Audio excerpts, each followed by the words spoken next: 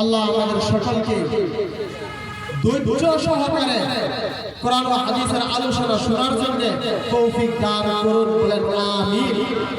যারা এদিক সেদিক ঘোরাফেরা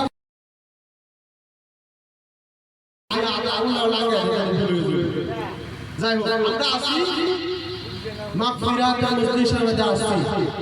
আল্লাহ সুবহানাহু ওয়া তাআলা এই মজলিসের মধ্যে আসা বসা এবং কোরআন ও হাদিসের আলোচনা শোনা আল্লাহ সুবহানাহু ওয়া তাআলা সকলকে কবুল করেন, বলেন আমিন।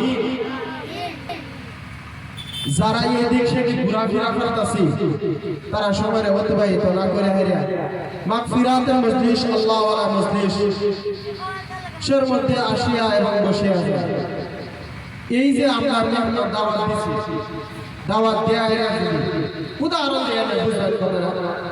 আপনার বাড়িতে যদি মেহমান আয়ে আর এই মেহমানটা ফেরত দেয়া বাড়ি থেকে সারিয়া ওহন কোন আপনার বাড়িতে মেহমান আয়া হইয়া এই মেহমানে খুশি হইব না নারাজ হইব? কথা কই না, খুশি হইব না নারাজ হইব?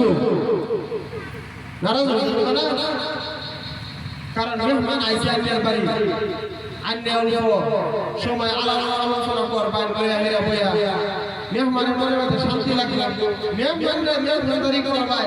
আর আজকে আমরা দাওয়াত দিয়ে হেরে ফেলি, আন্নে যদি এই স্টেজে যাই গিয়া সবার প্যানেলে যদি না আই কোন মেহমান আন্দোলন করে নারাজ হইব না?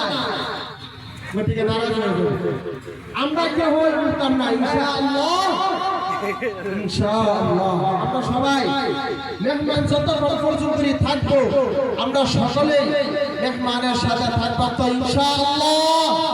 সবাই আপনার যদি